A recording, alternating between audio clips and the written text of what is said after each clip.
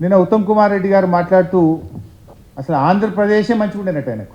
ఆంధ్రప్రదేశ్లో ఉన్నప్పుడే తెలంగాణకు నీటి పంపకాల్లో అన్యాయం జరగలేదు అని చెప్పి ఆయన ఉత్తమ్ కుమార్ రెడ్డి గారు మాట్లాడితే అసలు తెలంగాణ ఉద్యమానికి కారణమే నీళ్లు కదా.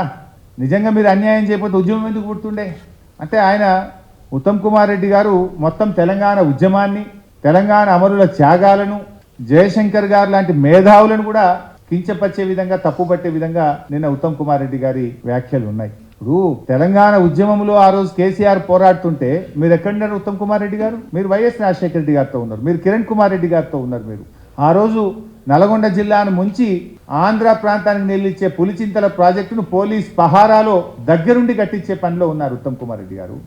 ఎవరు తెలంగాణ ప్రయోజనాలు కాపాడినో తెలియదా రాష్ట్ర ప్రజలకు?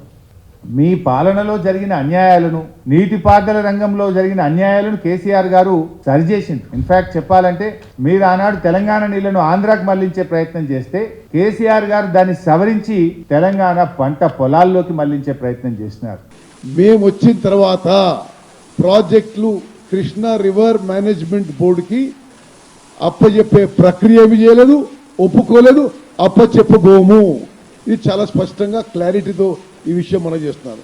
వాళ్ళ వైఖరి ఏంటంటే పూర్తిగా ఏదో ఒక ఫాల్స్, ఒక రూమర్ టైపు, ఒక అబద్ధ ప్రచారం చేస్తే ప్రజలు నమ్ముకుంటారంటే ప్రతిరోజు అదే మేము ముఖ్యమంత్రి, ఇరిగేషన్ మినిస్టర్ కూర్చొని మేము అప్పచెప్తలేము, మేము అప్పచెప్పే ప్రపోజల్ లేదు, మేము షెకావత్ని కలిసినప్పుడు అప్పచెప్పము అని చెప్పినాక మళ్ళీ అదే విషయం ఈరోజు హరీష్ రావు అటు తిప్పి ఇటు తిప్పి ఈ అబద్ధపు ప్రచారం మానుకోవాలి హరీష్ రావు గారు అని చెప్పి మేము మనం చేస్తున్నాం.